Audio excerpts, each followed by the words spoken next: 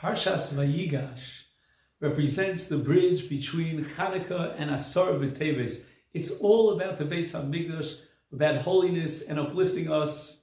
And Chanukah is the last on the list of 7 consecutive Gzeros, Mitzvos D'Rabbanan. The last Mitzvah D'Rabbanan is Chanukah, represents our guarantee to be protected when we go out to Galus. In this week's Parashat, we have the encounter between Yosef and his father Yaakov after all these years of being separated, and they hug each other, fall on each other's shoulder. And Chazal say that at that moment, Yaakov was reciting Kriyat Shema. Why Kriyat Shema?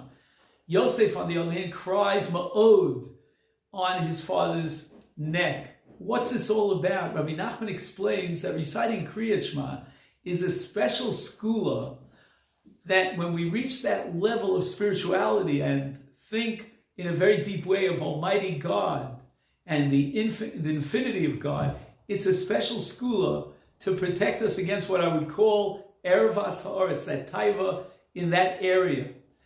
And we need that so desperately as we go out to Galus, because so much of these countries that we go into, especially Mitzrayim, is all about the temptation of ervas haaretz, which we have to overcome to purify ourselves and uplift ourselves. So that what Yaakov did when he recited Kriyat Shema was a great skula for Klal Yisrael over the generations to be very pure and holy in that particular area of sexuality in the ervas haaretz element. But Yosef, more than Yaakov, felt that challenge and how difficult it was.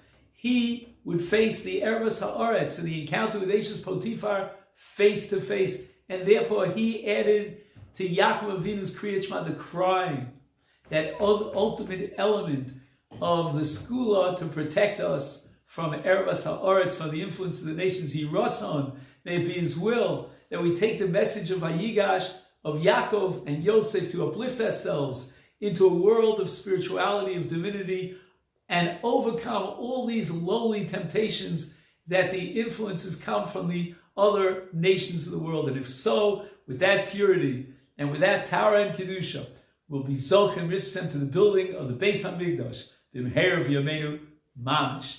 Thank you and Shabbat Shalom.